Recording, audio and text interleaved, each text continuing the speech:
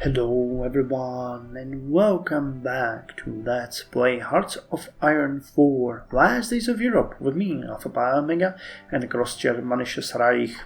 So in the last episode we have reincorporated the Leopoldville Verwaltung and Paktkommission Congo back into the Einheitspact, and we turned our attention to the Navy and back into advancing our research, which is going well. We also had a couple of nice events about our Führer, so I'm hoping that today we're going to learn a bit more about his plans for the new buildings.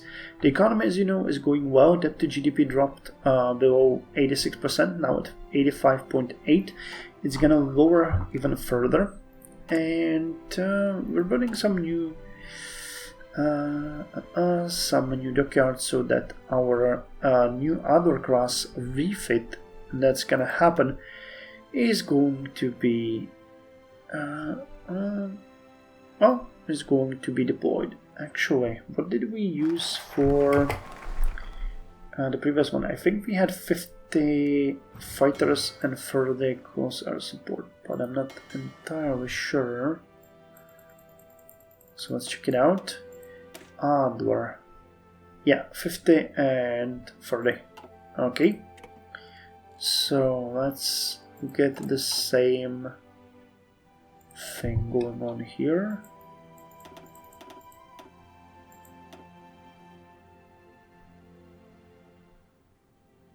Carrier capacity.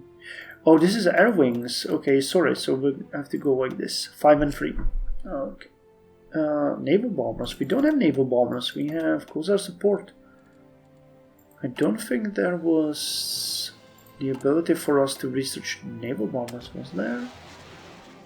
Tactical bombers, strategic bombers, transport planes. Yeah, there are no naval bombers here as far as I can see.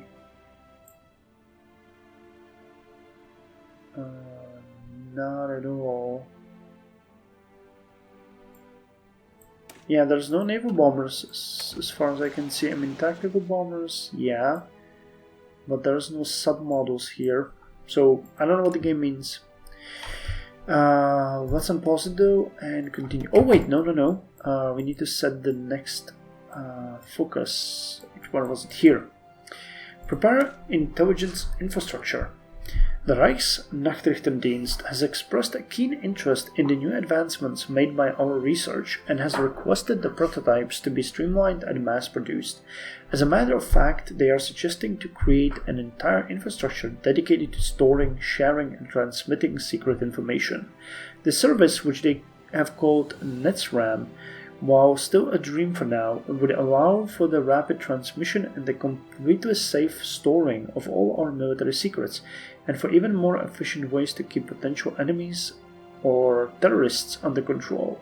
As the Führer has expressed a keen interest in this project, we shall oversee the preparation for this great endeavor. So we get research bonus for radar, recon, military police technology, and signal company. So let's do it. 27th of August, and here we have the artist's dilemma.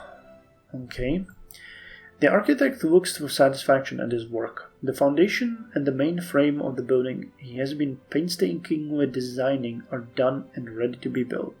From the quality of the concrete to the exact amount of steel bars needed to sustain the edifice, everything is specified with pinpoint precision in several side notes written in regular handwriting. Now all that remains is the facade? I think facade is the way to pronounce it, but facade, maybe? Not sure how it's pronounced in English, to be quite honest. And this is where the true challenge begins. With a sigh, Speer realizes that he has never bothered resuming his theoretical studies after he became entangled in the Reichspolitik. Trying to survive in a world where most of your colleagues want to kill you is, after all, quite a demanding task, and now he curses himself for not having updated his knowledge. How is he supposed to finish his new masterwork? What will be the final stroke on the canvas? Looking outside for inspiration, he sees once more his greatest success, with all its flaws and mistakes. Would it be best to follow in his own footsteps and use the style that forged Germania into what it is now, to act as if nothing changed in the last 10 years. For a moment, he thinks of the new grand structures built in the United States, with their new lines and glass walls. Is the future the way forward? Is the future the way forward? Well, obviously. To fully let go of the past and find a new beginning? Well, not that. With a last look to the Volkshalle, a final thought enters his mind. What if a third way is indeed possible? A fusion of old and new, of past knowledge and future design, a melting pot where both ideals would have to make a small sacrifice for the sake of art. As the theater architect takes pencil and ruler once more, he has made his decision. My craft is perfect as is. Let us forget the past for the sake of art, and I shall pave a new way for future architects to follow. Yeah, I think that the combination of the past and the present and the future is the best. In this case, I mean, it only talks about the past and the future, but the present is always there. Okay, for the 1st of August. Production. I'm looking forward to introducing the new weapons.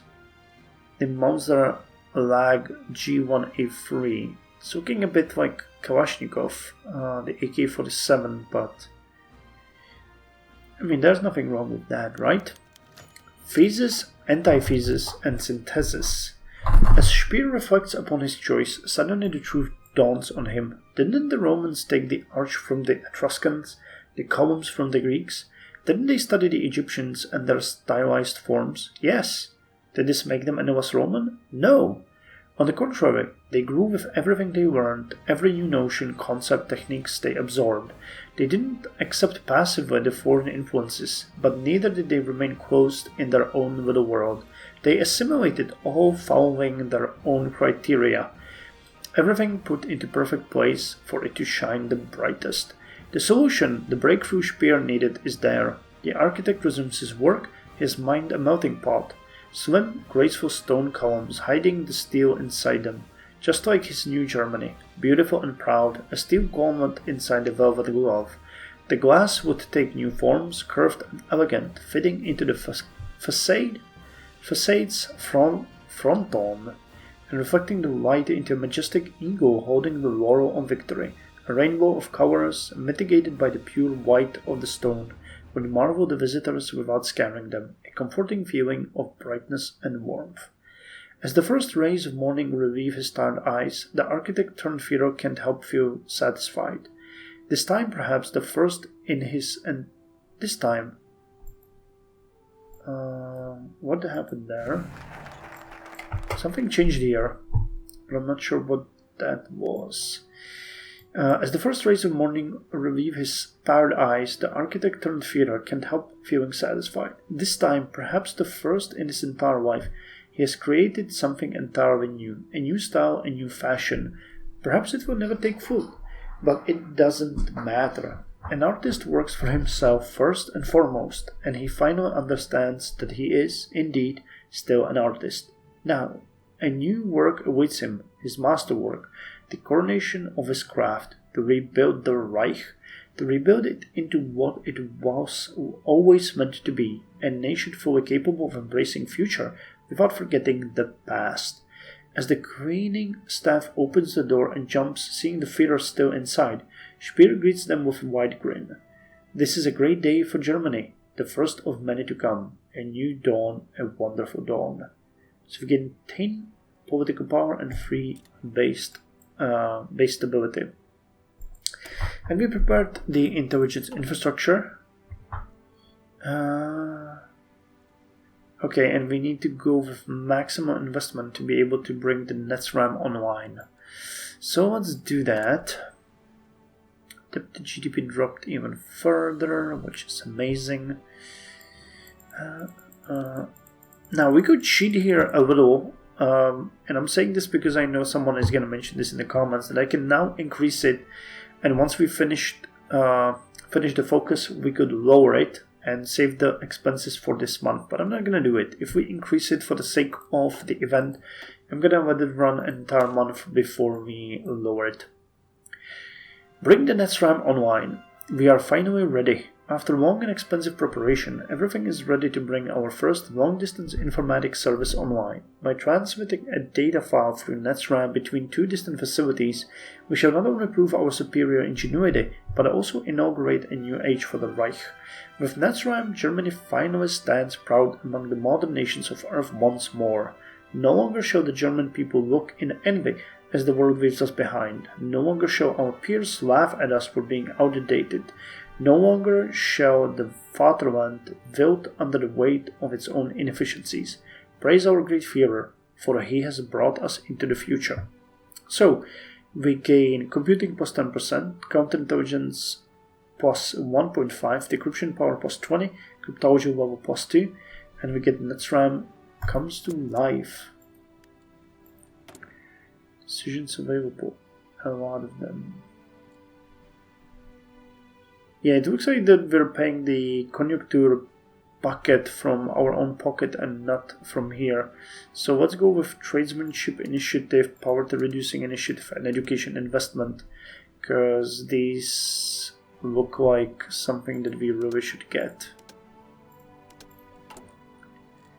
And I wanted to check the poverty. It should be, 54.54 and dropping at a rate of 0.4. Nice. And the academic base is actually increasing by 9.46 per month. Research facility by 4.53. Agricultural methods 1.66. Healthcare 0.28. Functional administration by 3.56. 6.92 for the industrial expertise. 7 for the industrial equipment and 4.08 for military. Cool. So things are going well. And we got our first Fyodor class. So we shall be assigned also to the main fleet. Prince Eugene is gonna join the fleet. Fuel miles are doing good. Our fuel is 1.12 million units of fuel. The accounts are being worked at. We'll have to start retiring some ships because I expect the naval expenditures are increasing quite dramatically. So it will be time to start phasing out some of the older models. Okay, so you are coming, and I saw some here.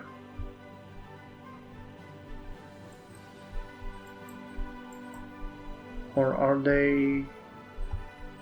No, where are you? Oh yeah, they're here. Why didn't you show up?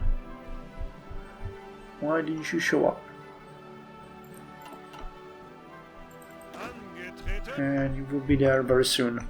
So our colonial strength is increasing. GDP 291.48 billion. Nice. I'm thinking if it would be possible, 21 billion. No, I don't think that even if we killed all of our expenses, it would actually factually lower the debt enough so that we would get it to zero, to actually get it somewhere to, in my opinion, like, I don't know, 3% deficit. But even that could be beneficial for us at this point.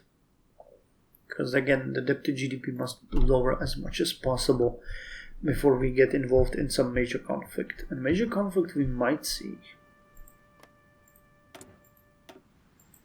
We don't know much about these guys, but they do have stuff that can be harmful for us. So if I'm not mistaken, we built the schools, and next we could build some administration office. So let's build one in every state. That is quite an undertaking.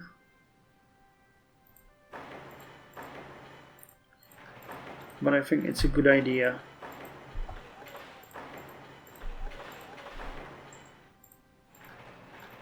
Because it's just gonna boost our effectiveness.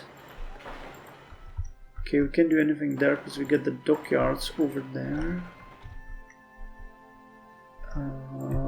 But okay, this is Poland, and we need to put here as well. This is Ukraine. Yeah, okay, now we're building everywhere. That's good. So that's gonna give us something to do. Amazing. Special missions. Deploy and deck satellites. It keeps bothering me with that, but I don't think we want to do it at this point.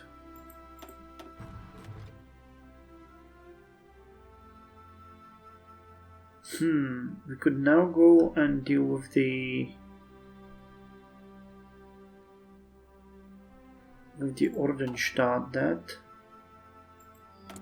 is something that 79%.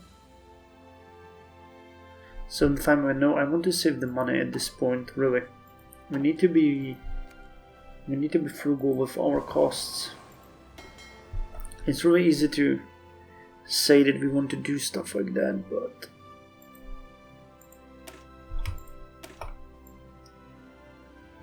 I like the difference between the heavy cruiser and the light cruiser. This one has more light attack and light piercing is the same, but heavy attack is way more on the... and even the heavy piercing. Actually, armor is lower on... oh, but that's because I think of the... yeah, that's because of the experience. This one is gonna even increase further. Light cruiser is faster, range is about the same. Organization is higher on the heavy cruiser, so is HP.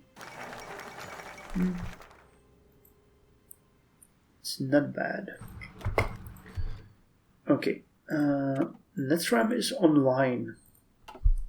After several years of operation, repairs, tweaks and improvements, finally Netsram is online and fully operative.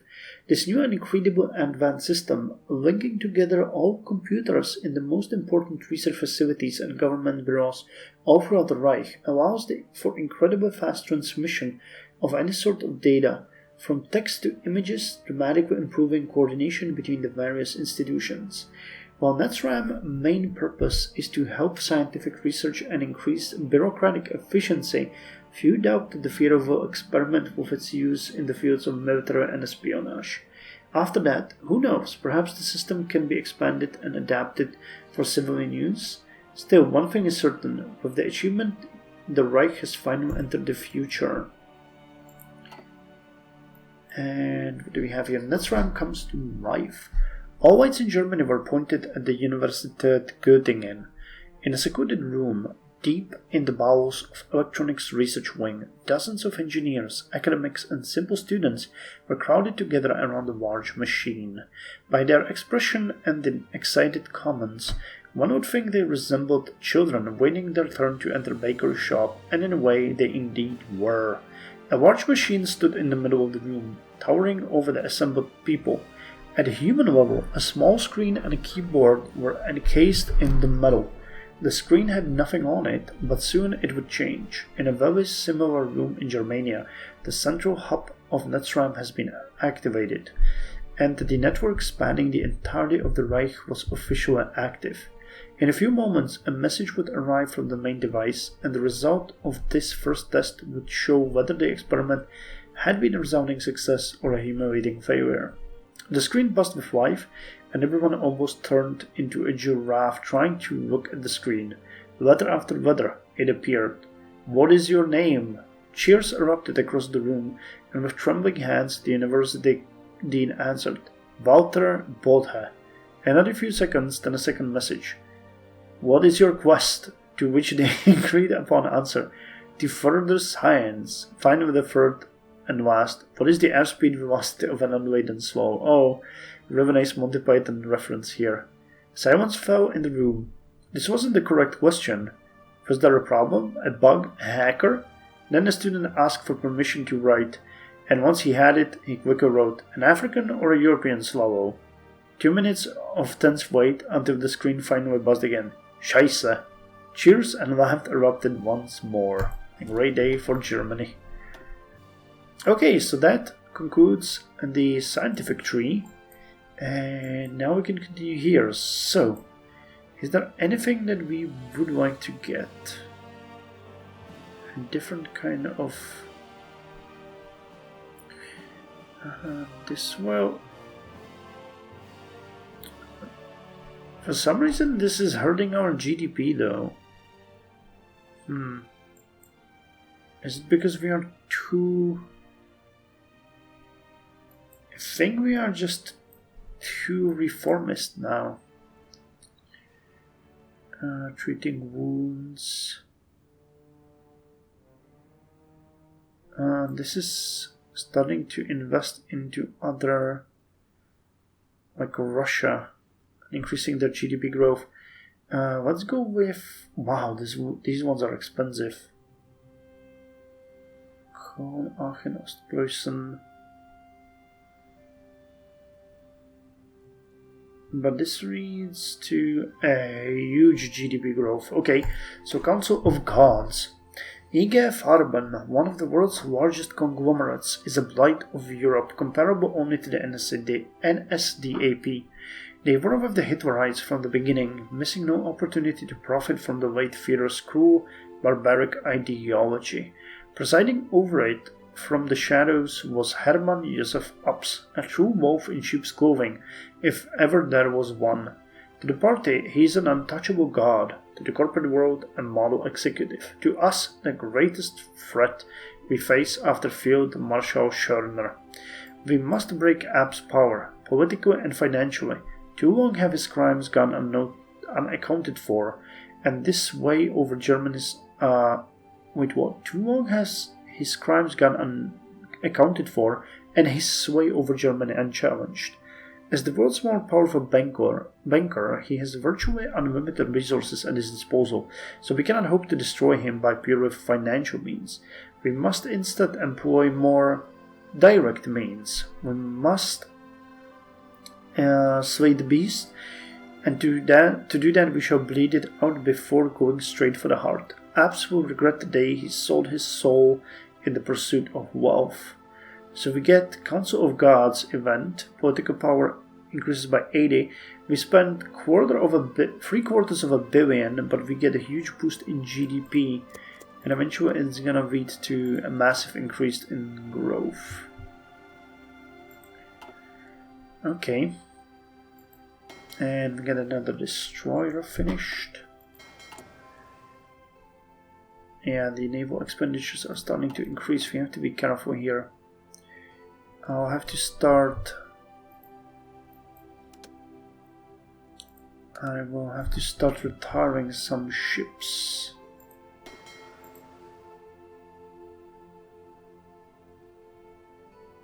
Naval invasion support.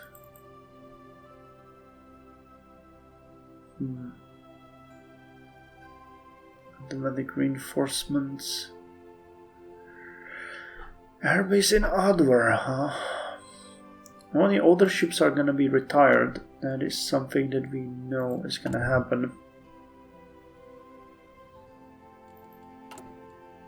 19 days till we get the advanced rifles. Interesting.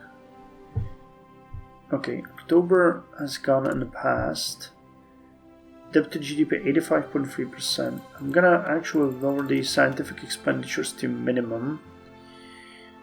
And let's actually go over the social expenses lower to minimum. So we'll have 5% deficit, but nearly 11% real GDP growth, which is good. That is really good.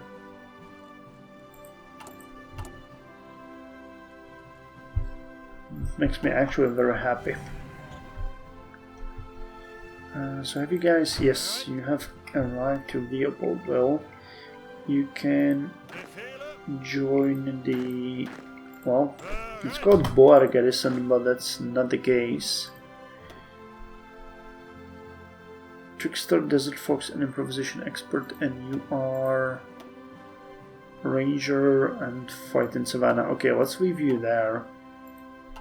And you guys are gonna get this general and row, which is fine.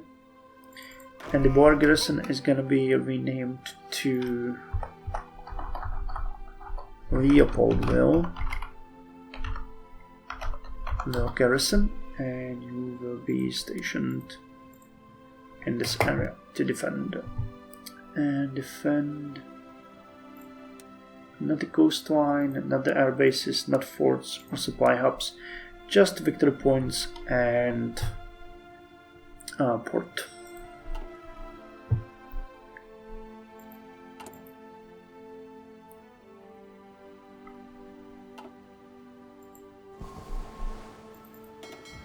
Okay, so I think that the main fleet should have roughly 45 ships. If we can have 2 heavy cruisers, 3 battleships, 2 carriers, then this will be pretty good. We'll have to start phasing out some of the oldest destroyers. We'll use the 1955 destroyers that are going to be relegated to the Südwestflotte and the Südostflotte, from where older ships are going to be eventually moved to the Flotte des Schwarzen Meeres. So having 45 ships and 30 and 30 seems like a good thing. And then the Schwarzes Meeren fleet could have 20, and so could have you. We'll see how that's gonna go. Okay, so this one is done. And now we can go with the enemy of the freedom.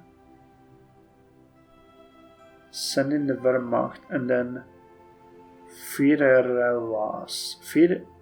Führererlass. Okay, spend a lot of money, but GDP growth will grow. So, enemy of the freedom.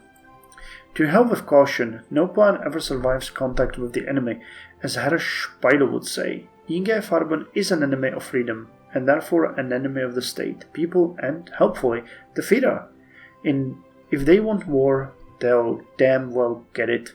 And what better way to make war upon a corporation than to deprive it of its workforce? Ingefärben is wholly dependent on its millions of slaves to continue turning a profit. The executives have been digging their heels ever since the beginning of the Riksführungs program, doing all they can to forestall the inevitable release of their victims.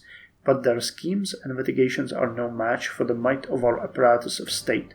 All means at our disposal shall be directed towards the destruction of the corporation's slave network. A crude, imperfect solution, but supremely satisfying. And we get free production lines. And a lot of them actually. So let's put them to the civilian infrastructure, because that's where we want to go. Council of Gods.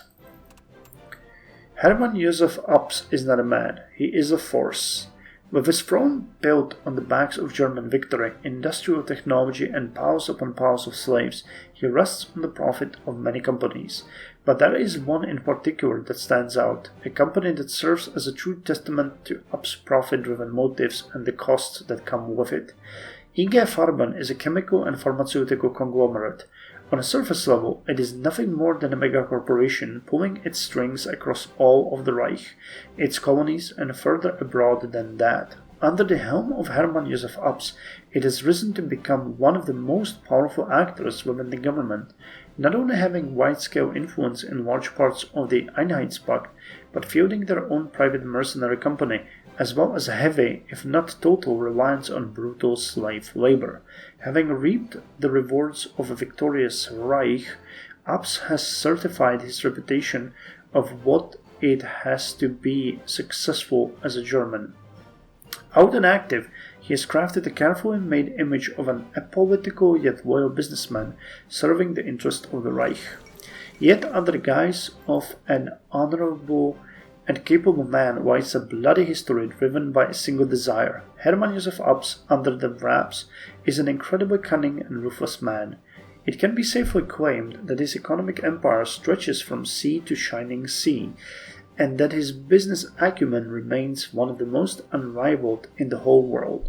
His reach extends to every continent, and IG Farben only remains to be one of the many companies under his repertoire, with many more scattered around the world. In the homeland, however, is where Ups makes his capital, and something can clearly be said about IG Farben and its shadowy ruler.